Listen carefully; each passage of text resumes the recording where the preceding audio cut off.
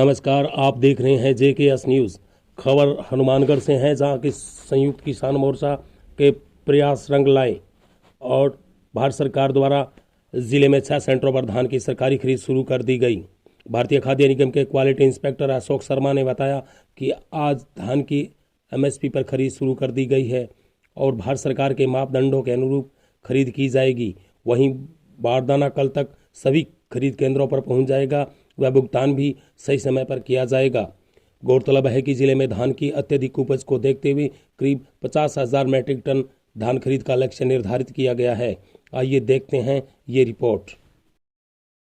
28/10/2021 से पीलीबंगा मंडी में KMS 2021-22 के तहत धान की खरीद चालू की गई है। इसमें हम सीधे किसानों से आड़त के थ्रू ना करके सीधे फोकल पॉइंट के थ्रू हम किसानों से उनकी धान खरीद करेंगे। इसमें भारत सरकार के मापदंड अनुसार जो भी स्पेसिफिकेशन में जो भी पैडी आएगी उसकी हम खरीद करेंगे और उसका हम गोदाम में भर्ती करवाएंगे, उसको जमा करवाएंगे।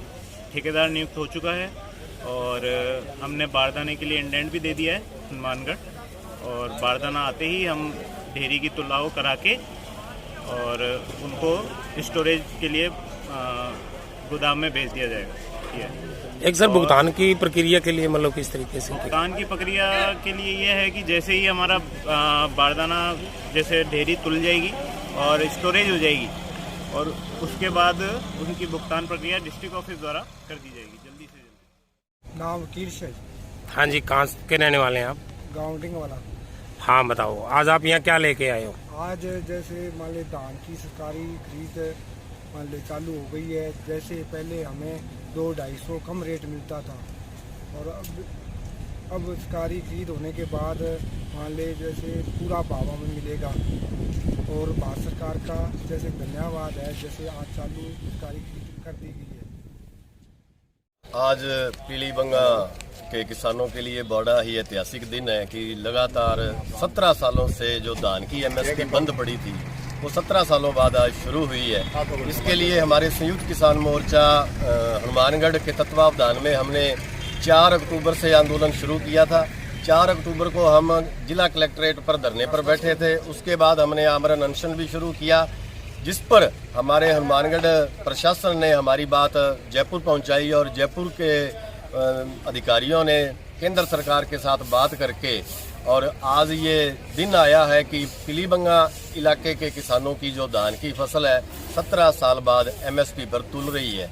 इसके लिए पूरे प्रशासन का, केंद्र सरकार का, राज्य सरकार का और सबसे ज़्यादा हमारे संयुक्त किसान मोर्चा के जो लड़ाकू योद्धा थे, जिन्होंने अपनी जो फसल थी कलेक्ट्रेट में ले जाकर डेयरी की। और जब हम वहाँ पे डेयरी कर रहे थे फसल, तो लोग हमें मजाक भी कर रहे थे कि कलेक्ट्रेट के अंदर तो भाव नहीं मिलते, ज़मीनों की नीलामियाँ होती हैं। लेकिन हमने हमारा हौसला नहीं छोड़ा और हमने पहली बार राजस्थान के इतिहास में कलेक्ट्रेट में पड़ी हुई हमारी फसल को MSP पे बिकवाया। और आज हनुमानगढ़ जिले के 6 सेंटरों पर, जिसमें पीलीबंगा भी शामिल है, वहाँ भी धान की फसल MSP पर बिक रही है।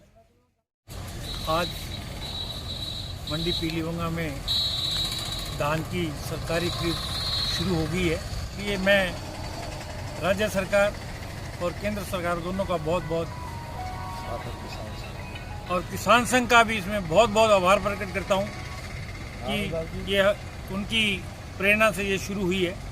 और वास्तव में इसमें किसान संघ बहुत ही अच्छी भूमिका रही है कि उनका सहयोग उन्होंने हड़तालें की है। तो 17 साल बाद जो आज जो ये धान की खरीद जो है शुरू हुई है। और मेरा राज्य सरकार से और केंद्र सरकार से ये भी एक अनुरोध है कि व्यापारी इसमें सब काम करता है। जैसे किसान माल लेके दुकान पे आता है तो उसकी सफाई वगैरह का और का जो भी है कार्य व्यापारी के द्वारा ही किया जाता है। तो आज इसके अंदर व्यापारी को बाहर निकाल दिया गया, उसको आड़त नहीं मिल रही।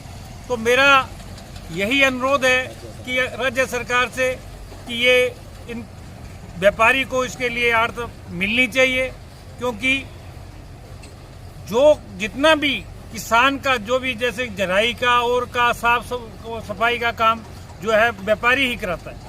तो इसलिए मेरा अनुरोध यही रहेगा कि आड़तियों को अब जो है आड़त मिलनी चाहिए। आज जो समर्थन मूल्य पर धान की खरीद शुरू हुई है वो आंशिक शुरू हुई है। हम जो उम्मीद कर रहे थे भाई पूरे जोर शोर से और पूरे सिस्टम को भाई आज एक महीने से किसान जो अपना अनाज गांव शहर में डाल के धान मंडी में बैठा था और अधिकारियों का रवैया आज भी थोड़ा ठीक नहीं है और अगर इनका रवैया यही रहा तो हमें पुनः इनका घेराव करना पड़ेगा और हमें इस आंदोलन को आगे बढ़ाना पड़ेगा।